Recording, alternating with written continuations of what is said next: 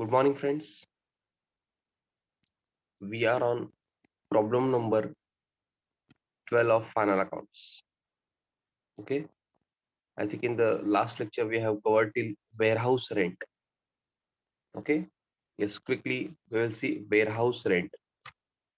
Warehouse rent is expense. Okay. And it is indirect expense. Okay. Warehouse rent का relation purchases से नहीं है या ये मैन्युफैक्चरिंग एक्सपेंस भी नहीं है और फैक्ट्री एक्सपेंस भी नहीं है. Okay. This is not direct expense, this is indirect expense. Okay. आपको वेयरहाउस रेंट देना ही होगा. आपकी मैन्युफैक्चरिंग या परचेसेस से रिलेटेड नहीं है ये, या फैक्ट्री में ये खर्चा नहीं होता है.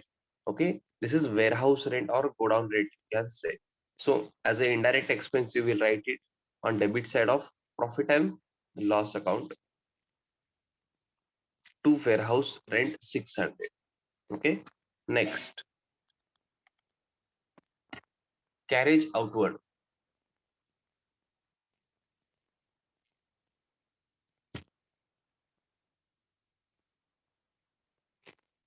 Carriage outward. हाँ, आपको आई होप याद है डेबिट बैलेंस मतलब क्या होगा. एक तो एसेट या एक्सपेंस होगा. अगर एक्सपेंस है तो आपको सोचना है कि ट्रेडिंग अकाउंट डेबिट साइड जाएगा या P&L account debit side.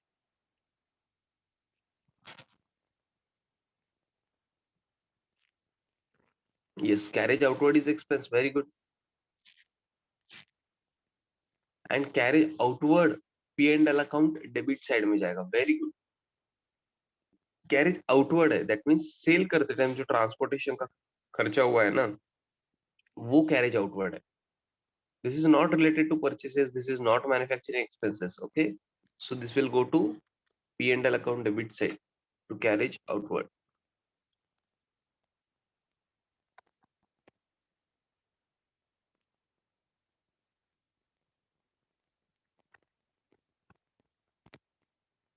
$1,200. Okay. हाँ, जिसपे पे एडजस्टमेंट वगैरह है ना, वो मुझे पहले ही बताओ आप, मतलब लिखने के पहले. ओके. आप जब इफेक्ट बताते हो तभी बताना है कि एडजस्टमेंट भी है सर. ओके. हाँ, आपको ही बताना है. मुझे पता है एडजस्टमेंट है या नहीं, फिर भी आपको ही बताना है बिकॉज आपको कॉन्सेंट्रेशन करना है. 100% कॉन्सेंट्रेट करना है. अगर आपका कॉन्सेंट्रेशन नहीं है तो डेफिनेटली एक आधा एडजस्टमेंट मिस हो सकता है और आंसर रॉन्ग होगा. ओके. तो आपका कॉन्सेंट्रेशन चेक करने के लिए मैं आपको बोल रहा हूँ. Okay. Yes. Then sales return, please tell me कहाँ जाएगा. सेल्स रिटर्न तो लिखे रखा है ना आपने. Sales return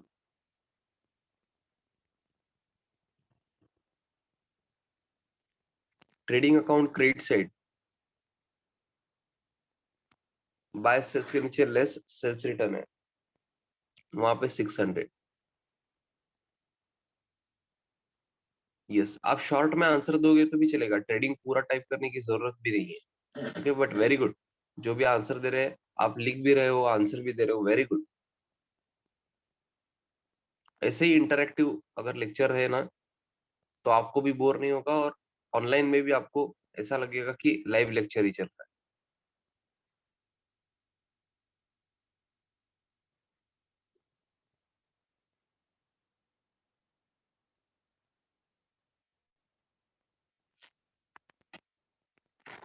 next, export duty.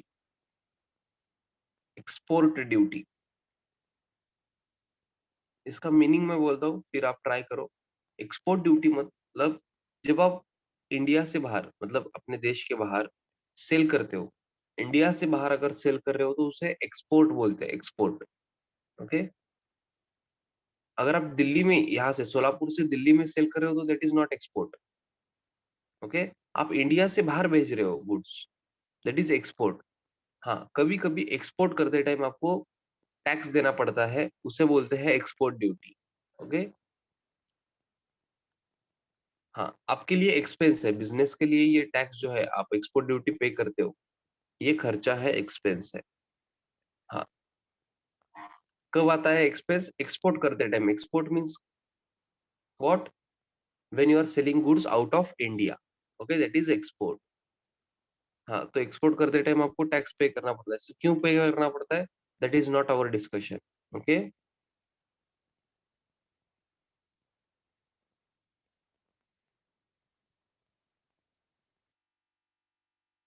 Yes, तो एक्सपोर्ट करते टाइम जो भी टैक्स पे कर रहे हो, this is expense for business, and this is not related to manufacturing. Manufacturing expense नहीं है, परचेस से रिलेटेड भी नहीं है, ये सेल से रिलेटेड है। आप सेल कर रहे हो goods, okay, out of India sell कर रहे हो, so this will go to P&L account debit side.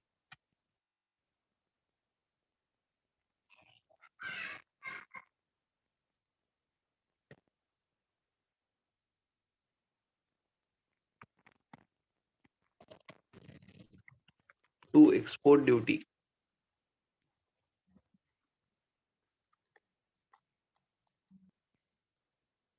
to export duty,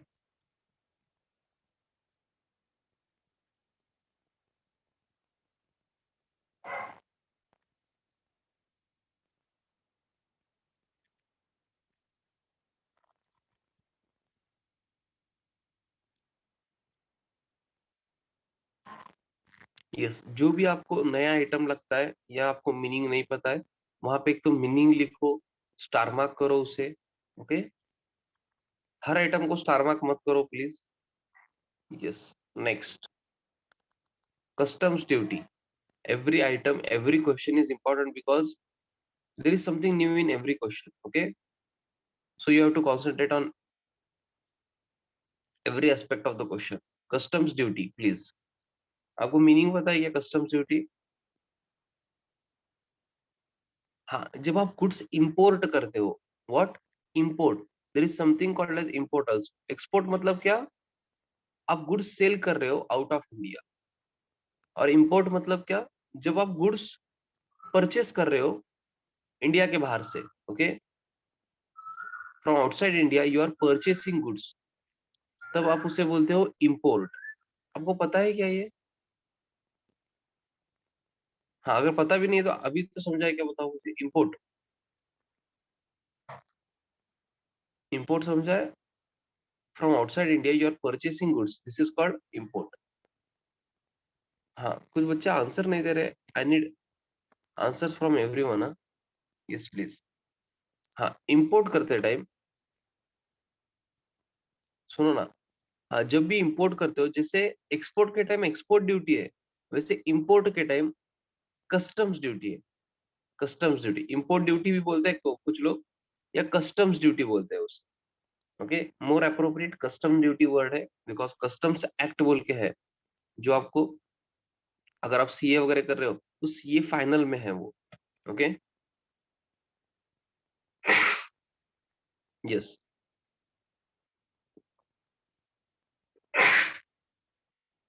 sorry. हाँ, जब आप इंपोर्ट करते हो तो आपको टैक्स देना पड़ता है कस्टम्स ड्यूटी का। हाँ, तो ये परचेस रिलेटेड है ना बच्चों, समझ रहा है क्या?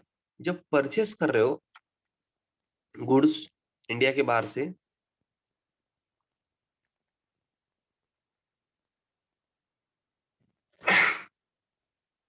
सॉरी, तब आप पे कर रहे हो कस्टम्स ड्यूटी। इंपोर्ट के टाइम कस्टम ड्यूटी पे कर रहे हो। इंपोर्ट मतलब purchase of goods from outside India.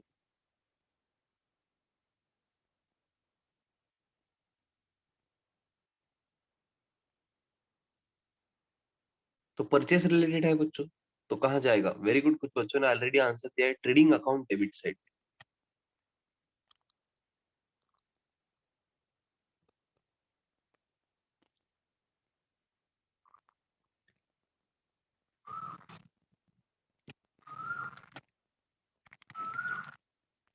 To customs duty.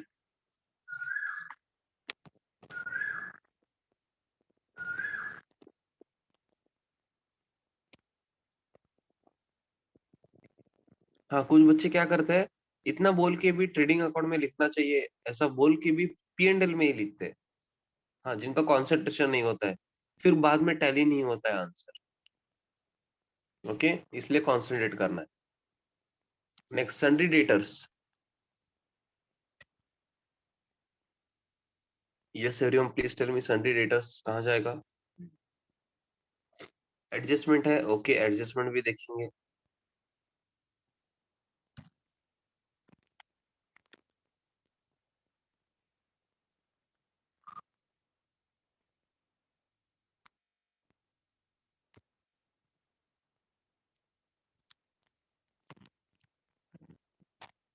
Balance sheet asset side जाएगा, ओके बैलेंस शीट पूछा है क्या? बैलेंस शीट पूछा नहीं है तो कुछ करना ही नहीं है। बट डेटर्स इंपॉर्टेंट आइटम है। मैं क्या करूंगा, आपको थोड़ा सा इजी जाए इसलिए as a working note prepare करूंगा। ओके, वर्किंग नोट क्या है? बैलेंस शीट में डेटर्स कैसे आएंगे ये दिखाना है मुझे। ओके, पहले देखो फिर बाद में लिखो। ओके, दिस इज 40,000, समझ रहा है क्या? बाद में लिखो बच्चों, इंपॉर्टेंट आइटम है। एडजस्टमेंट नंबर बताओ चलो।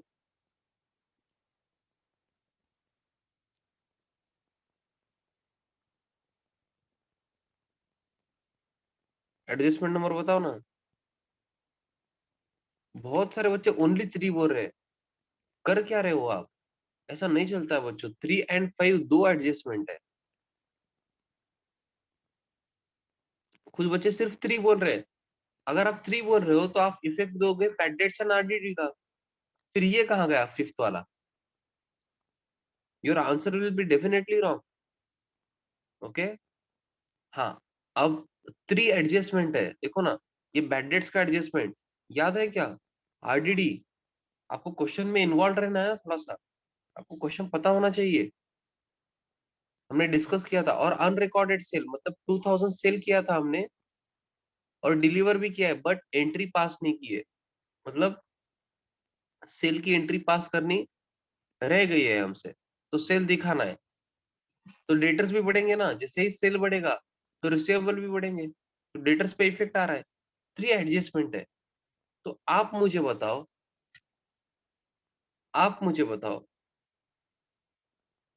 कि first adjustment which will be considered for debtors. Okay, मतलब हम कौन से एडजस्टमेंट फर्स्ट लेंगे?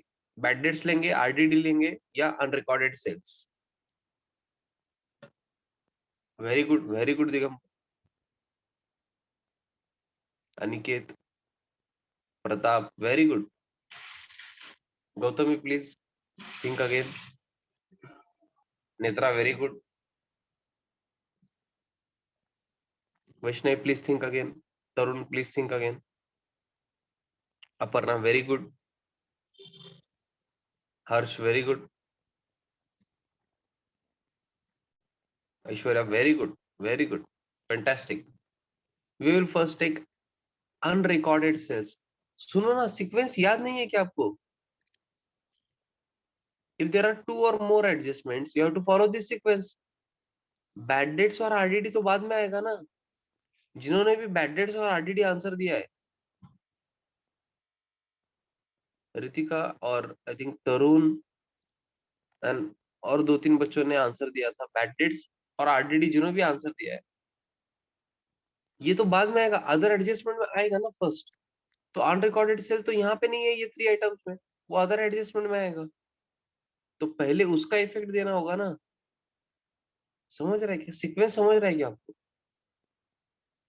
पहले अदर एडजस्टमेंट आएंगे, इसमें तो अनरिकॉर्डेड भी आएगा ना, unrecorded sales, because this is not covered anywhere else. So you have to cover unrecorded sales in other adjustments. So पहले अनरिकॉर्डेड सेल्स आएगा, फिर बाद में bad debts, then RDD. Are you getting me? Okay, this shows you are not revising it. You are not revising final accounts. हाँ, जैसे जैसे मैं आगे जा रहा हूँ पीछे का भूलते जा रहे हो आप। ऐसे नहीं चलेगा बच्चों। ओके, हाँ, 12th में तो ऐसे होगा कि आप टॉपिक ही भूल जाओगे ऐसा करोगे तो। You have to concentrate a little extra. Yes, now unrecorded sales. हाँ, इसके इफेक्ट क्या होते हैं बच्चों? 2000 आपने गुड्स सेल किए, मतलब एंट्री नहीं किए, बट तो क्या करोगे आप? पहले तो सेल्स रिकॉर्ड करोगे, पहले तो क्या करोगे, सेल्स रिकॉर्ड करोगे। सेल्स कहाँ पे, ट्रेडिंग अकाउंट डेबिट साइड दिख रहा है क्या, इफेक्ट, दोनों इफेक्ट दे रहा हूँ मैं, दोनों इफेक्ट दे रहा हूं मैं। सेल्स आपको क्या करना है, रिकॉर्ड करना है। अब सेल्स की अमाउंट है ही नहीं, यहाँ पे सेल्स रिटर्न है, ये लेस करके एक अमाउंट आएगी, समझ रहा है क्या। हाँ ये बाद में आएगा। अब मुझे बताओ, अनरिकॉर्डेड सेल्स ऐड करना चाहिए या लेस, थोड़ा सा दिमाग लगाओ। हमने सेल रिकॉर्ड नहीं किया है, अब हमें रिकॉर्ड करना है, हमें अब सेल्स दिखाना है, तो मैं ऐड करूं या लेस, थोड़ा सोच के बताओ, थोड़ा सोचो, आप खुद से सोचो। मैंने सेल नहीं दिखाया है, अभी मुझे सेल दिखाना है, मतलब एंट्री नहीं की है पहले, अभी एंट्री करनी है, मतलब मुझे सेल दिखाना है। दिखाना है मतलब क्या करना है, आपको सेल में ऐड करना होगा, ओके, बिकॉज मुझे सेल बढ़ाना है ना, इंक्रीज करना है, मैंने दिखाया नहीं है, अभी मुझे दिखाना है। Okay, this is unrecorded sales.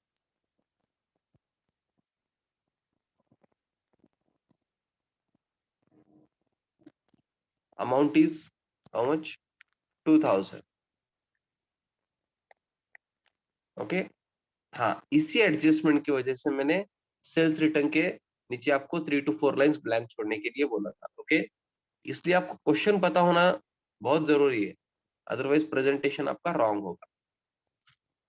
हाँ ये बाद में ऐड करेंगे, बिकॉज यहाँ पे अमाउंट है ही नहीं अपने पास, समझ रहा है क्या, आपने लिख के तो रखा है कि ऐड करना है। ये तो हो गया फर्स्ट इफेक्ट, मतलब एक इफेक्ट हो गया। एडजस्टमेंट के दो इफेक्ट है ना, हमने सेल रिकॉर्ड नहीं किया था, अब रिकॉर्ड कर रहे हैं, मतलब सेल को बढ़ा दिया आपने। जैसे ही आपको, जैसे ही आप सेल बढ़ा रहे हो ना, दैट मीन्स आपके रिसीवेबल भी बढ़े हैं, you have to increase debtors also. Okay, हाँ डेटर उन्होंने पूछा नहीं है, सुनो ना, उन्होंने पूछा नहीं है, बट फिर भी मैं आपके लिए बता रहा हूँ, this is not asked question. Unrecorded sales में थोड़ा शॉर्ट में लिखूंगा 2000, यस, नाउ डेटर्स आर 42,000। समझ रहा है क्या, ये अदर एडजस्टमेंट हम पहले क्यों कर रहे हैं, बिकॉज ऑफ डेटर्स 42,000 है। समझ रहा है क्या, आपको पहले 40,000 थे, अब 42,000 है, इसमें से बैड डेट्स होंगे ना, इसमें से आरडीडी होगा। ओके, नाउ एडजस्टमेंट नंबर 5 तो हो गया है कंप्लीट, नाउ 3, 3 में बैड डेट्स है और आरडीडी है, पहला कौन सा कंसिडर करोगे, बैड डेट्स या आरडीडी।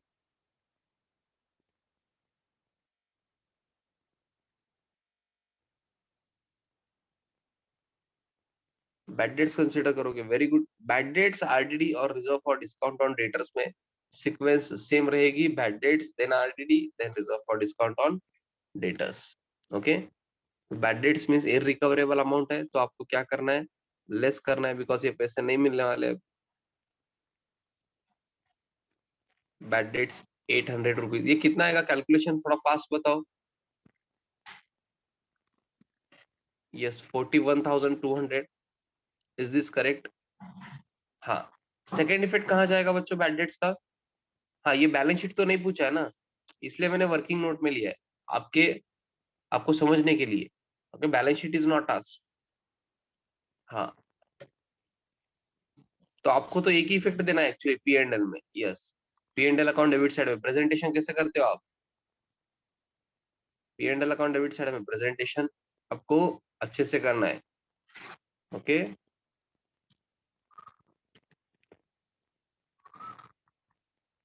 हाँ ये प्रेजेंटेशन सेम रहेगा बच्चों।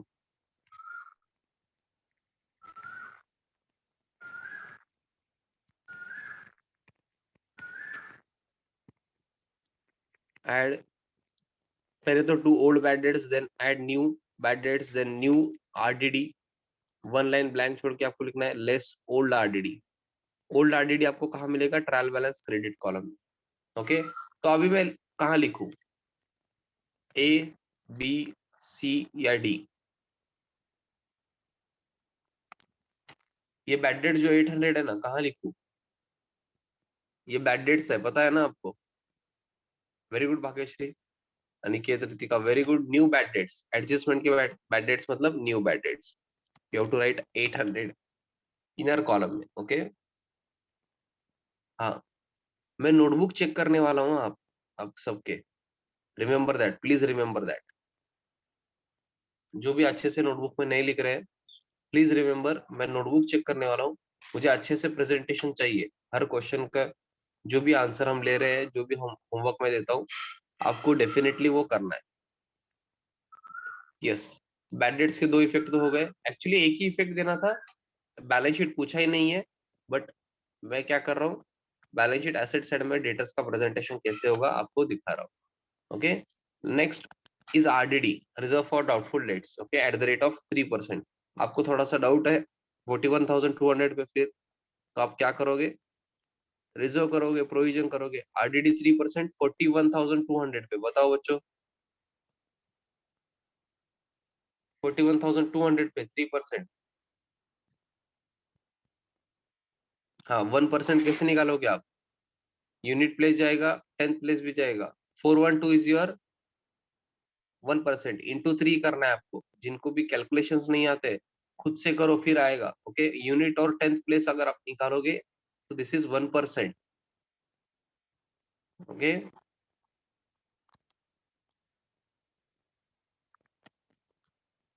Yes, 1236 is the answer I am getting. Okay, ये लेस करके बताओ बच्चों कितना आता है।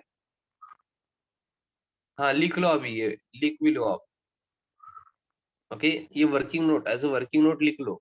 मतलब बैलेंस शीट अगर पूछिए तो आप कैसे करोगे, ये पता होना चाहिए। ओके, सीक्वेंस वगैरह हमने क्या लिए, ये समझना चाहिए। अदरवाइज आफ्टर 1 और 2 मंथ्स जब आप रिवाइज करोगे ना, तो ऐसा लगेगा सर ने गलत लिया है, ऐसे कैसे अमाउंट आ गया, आरडीडी का अमाउंट रॉन्ग है, ये अमाउंट रॉन्ग है, वो अमाउंट रॉन्ग है, ऐसे लगता है। Gautami please calculate again. 39,964 is the answer I'm getting. 39,964, yes, you have to write it up, big working note लिखो बच्चों।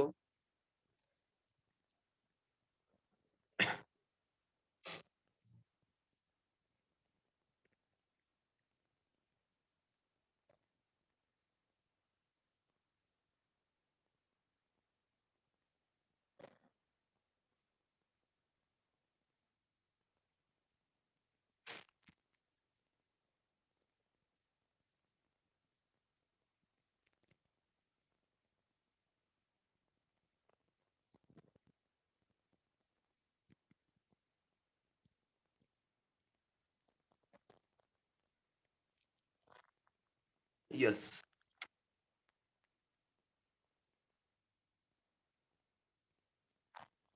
आई hope everyone has written the same. RDD का सेकंड इफेक्ट बताओ, कहाँ जाएगा RDD, reserve for doubtful debts. आपको doubt है इसलिए आपने प्रोविजन की है, तो ये भी आपका लॉस है ना, आपको ये भी पैसे ऐसे लगता है कि ये भी नहीं मिलने वाले, दैट मीन्स ये भी लॉस है। लॉस कहाँ जाएगा, P and L account debit side. Very good, P and L account debit side में कहाँ लिखूं, A B C D.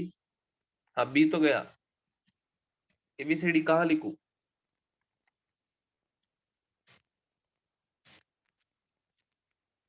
New RDD है ना, न्यू आरडीडी है मतलब कहाँ जाएगा, न्यू आरडीडी के सामने सी। ओके, यस, एडजस्टमेंट के आरडीडी मतलब न्यू आरडीडी, तो आपको लिखना है न्यू आरडीडी के सामने 1236। ओके, यस, ये बैलेंस शीट का जो भी प्रेजेंटेशन है, ये मैंने आपको समझने के लिए दिया। ओके, मतलब कैसे होगा, नेक्स्ट क्वेश्चन में बैलेंस शीट भी पूछेंगे ना वो, तो आपको पता होना चाहिए, इसलिए मैंने वो कवर किया है। नेक्स्ट, अदरवाइज सॉल्यूशन में उसकी जरूरत नहीं है। हाँ, बट फिर भी अगर आपको ये अमाउंट चाहिए, समझ रहे हैं क्या, आरडीडी का अमाउंट अगर आपको चाहिए, तो कैलकुलेशन तो सब करने ही होंगे ना आपको। एज अ वर्किंग नोट आपके पास अगर नहीं रहा बैलेंस शीट में सन्डी डेटर्स, मतलब एज अ वर्किंग नोट भी नहीं रहा डेटर्स, तो प्रॉब्लम होगा। Yes, next after debtors. हाँ, अभी डेटर्स हुआ है, समझ रहा है क्या, 3 एडजस्टमेंट थे, unrecorded sales, bad debts and then RDD, सब कुछ कवर किया है, सबके इफेक्ट्स हमने दे दिए हैं। करेक्ट है ना। यस, नाउ इन्वेस्टमेंट बताओ मुझे, कहाँ जाएगा investment. Very good, very good. कुछ बच्चे बहुत ज्यादा इंटरएक्टिव है, कुछ बच्चे आंसर ही नहीं देते। ओके, दोनों एक्सट्रीम है अब। हमारे पास। Yes, very good. Balance sheet asset side, investment asset है। ओके, हाँ बैलेंस शीट पूछा ही नहीं है ना आपको। हाँ बैलेंस शीट पूछा ही नहीं है। क्या करना है कब? कुछ भी नहीं करना है। Okay, this is great. Okay, कुछ करना ही नहीं है। Next, factory rent. हाँ बैलेंस शीट एसेट साइड में जाएगा वो, बट पूछा ही नहीं है तो इसलिए मैं नहीं लिख रहा हूँ। हाँ एडजस्टमेंट भी कुछ नहीं है उस रिलेटेड। फैक्ट्री रेंट,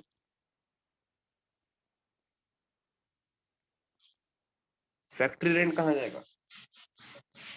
फैक्ट्री का रेंट है ना बच्चों, फैक्ट्री का rent.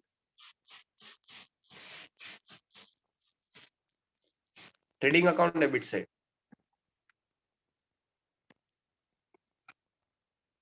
Trading account debit side.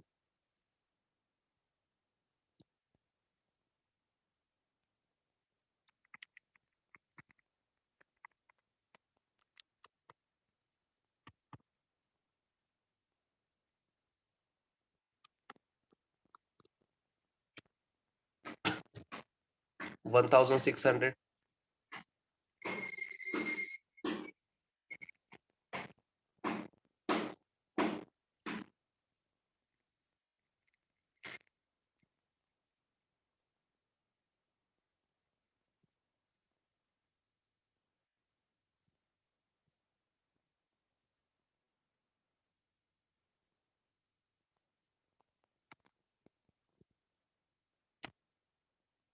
Next,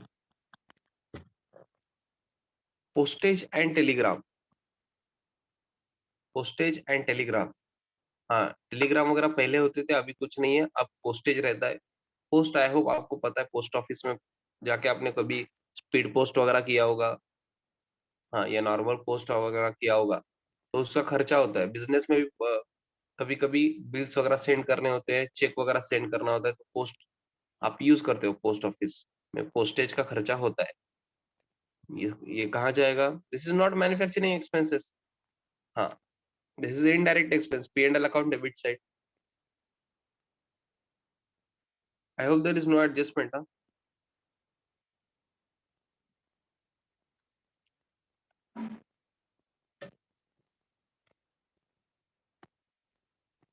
to postage and telegram. Okay, so this was debit balances in trial balance. Okay, can we move on to credit balance?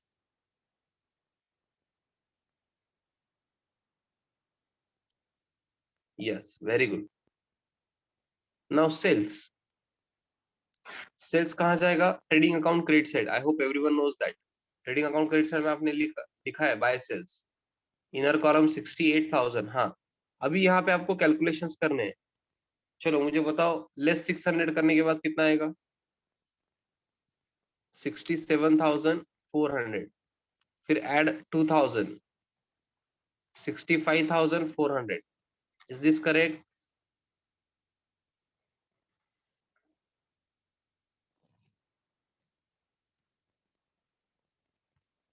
Add करना है आपको unrecorded cell. कुछ बच्चों ने copy कर लिया है। 69,400 आएगा ऐड करने के बाद आउटर कॉलम में। Yes, not 65,000, 69,400 outer column.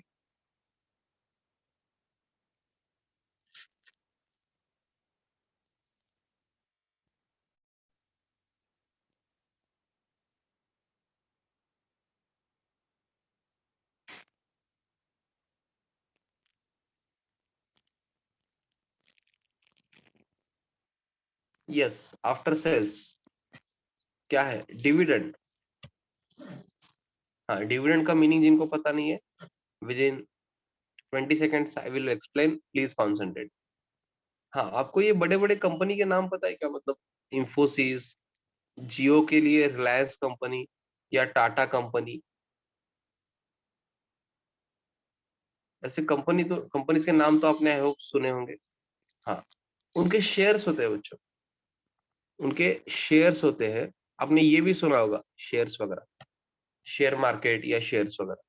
हाँ, तो कंपनी के जो शेयर्स होते हैं ना, वो नॉर्मल पब्लिक परचेस करते हैं, मतलब मैं भी परचेस कर सकता हूँ। हाँ, अगर मैंने रिलायंस का सपोज एक शेयर परचेस किया, हाँ ये टॉपिक है in detail issue of shares, topic है 12th में। Yes, one of my favourite topic और स्टूडेंट्स के लिए भी।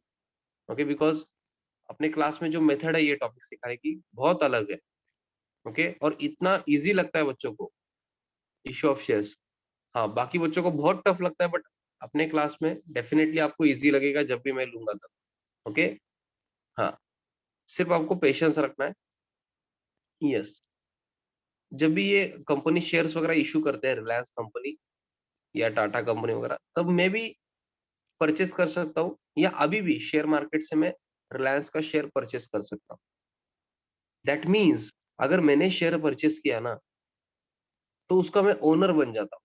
ओके, मतलब रिलायंस कंपनी का owner for that part. Point 0.0001% के लिए मैं रिलायंस का ओनर बन जाता हूँ। Okay, which is very less, मतलब मेरे जैसे बहुत सारे हैं। हाँ, तो ओनर को तो प्रॉफिट देना चाहिए। कंपनी डायरेक्टली प्रॉफिट नहीं देती है, प्रॉफिट में से कुछ पार्ट एज ए डिविडेंड वो शेयर होल्डर को देती है। मतलब जिनके भी पास कंपनी के शेयर्स है, वो सब शेयर होल्डर को कंपनी क्या करती है, फ्रॉम प्रॉफिट जो भी उन्होंने कमाया है, उनको एज ए डिविडेंड कुछ अमाउंट देती है, because owners ultimately share holder होते हैं। ओके, मतलब कैपिटल, जस्ट लाइक कैपिटल उन्होंने पैसा दिया है ना, मतलब मैं अगर परचेस कर रहा हूँ रिलायंस का शेयर, तो एज अ कैपिटल मैंने रिलायंस को पैसे दिए हैं। सपोज मैं टाटा कंपनी का शेयर परचेस कर रहा हूँ, एज अ कैपिटल मैंने उनको पैसा दिया है, तो मैं ओनर बना ना। सो अगर मैं ओनर हूं तो मुझे प्रॉफिट भी चाहिए, तो प्रॉफिट में से कुछ डिविडेंड हमें मिलता है। ओके। हाँ, ये सब बहुत लंबा प्रोसेस है, डिटेल में मैं 12th में नहीं बता सकता, बट बाय द टाइम आपको समझ जाएगा। ओके। हाँ, अब डिविडेंड क्रेडिट बैलेंस है, मतलब आपको इतना सोचना है, एक तो ये लायबिलिटी है या इनकम है, आपको क्या लगता है? ये जो डिविडेंड आपको मिल रहा है, जिससे कमीशन मिलता है, वैसे डिविडेंड मिल रहा है कंपनी से, आपको क्या लगता है, दिस इज इनकम और liability? This is definitely your income, this is definitely your income, but direct income नहीं बोल सकता मैं, जैसे सेल्स है वैसे। ओके, सो ये कहाँ जाएगा? P and L account, credit side, P and L account credit side में जाएगा। वन लाइन ब्लैंक छोड़ के आपको लिखना है बाय डिविडेंड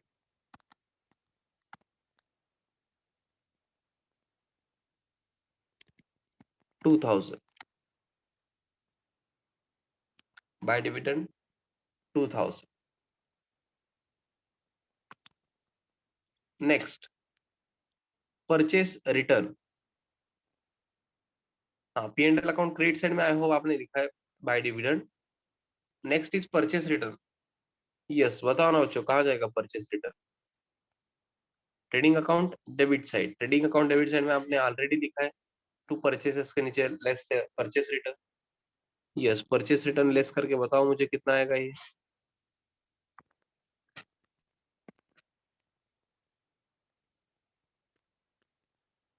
हाँ, ये लेस करने आता है ना आपको? 17,800, 17,800। Okay, great. So this was purchase return. Yes, उसके बाद सन्ड्री क्रेडिटर्स, ये कहाँ जाएगा? सन्ड्री क्रेडिटर्स,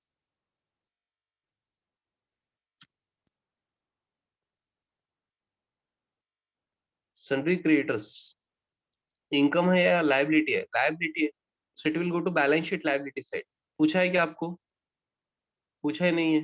कुछ करना है कि एडजस्टमेंट भी नहीं है, तो कुछ भी नहीं कर रहे हैं बच्चों आप।